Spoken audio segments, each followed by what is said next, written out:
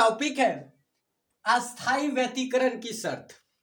तो अस्थाई व्यतिकरण का जो सबसे पहला शर्त है कि दोनों प्रकाश, जो सबसे पहला अस्थाई व्यतिकरण को समझते हैं, व्यतिकरण में दो प्रकाश स्रोत की जरूरत होती है, उसके बाद ही जो व्यतिकरण की घटना हो सकती है। तो दो जो है प्रकाश स्रोत, ये चीज का जो सबसे ज्यादा महत्व होता है इसमें कि दो प्रकाश स्रोत की जरूरत होती है, लेकिन दोनों जो कला संबंध होना चाहिए, कला संबद्ध होना चाहिए।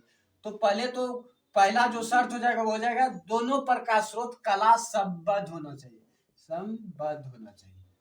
ये हो गया पहला। उसके बाद जो एक पॉइंट आता है कि दोनों प्रकाश स्रोत, तो दो प्रकाश स्रोत दोनों अलग अलग है तो दोनों से तरंग निकलेगी। तो दोनों तरंग की जो शर्तें हैं कि दोनों प्रकाश स्रोत से जो तरंगे निकलेंगी, दोनों तरंग का तरंग दैर्घ्य बराबर होना चाहिए, आयाम बराबर होना चाहिए, आवृत्ति बराबर होनी चाहिए। तो तीन चीज बराबर होना चाहिए। पहला तो दोनों तरंगों की आवृत्ति बराबर होनी चाहिए। उसके बाद तीसरा जो शर्त हो जाएगा कि दोनों तरंगों की तरंग दैर्घ्य बराबर होना चाहिए। उसके बाद जो चौथा जो शर्त हो जाता है कि दोनों तरंगों के आयाम बराबर होना चाहिए, दोनों तरंगों का आयाम बराबर होना चाहिए। और पांचवा शर्त हम लिख सकते हैं कि दोनों प्रकाश स्रोत के बीच की दूरी जो है जितना हो सके उतना कम होना चाहिए, या बोल सकते हैं दोनों प्रकाश स्रोत की दूरी जो है बहुत ही कम होनी चाहिए। तो बहुत ही जो है कम होनी चाहिए।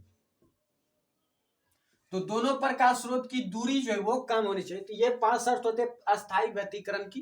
पहला कि दोनों प्रकाश स्रोत कला संबद्ध होना चाहिए, दोनों प्रकाश स्रोत से निकलने वाली दोनों तरंगे की आवृत्ति बराबर होनी चाहिए, दोनों तरंगों का तरंग दैर्घ्य बराबर होना चाहिए, दोनों तरंगों का आयाम समान होना चाहिए, दोनों प्रकाश स्रोत के बीच की दूरी ही बहुत ही कम होनी चाहिए। तो ये पांच शर्तें अस्थाई व्यतिकरण की। आपको दो पूछे जाएंगे तो कम से कम आपको तीन तो लिखने ही है।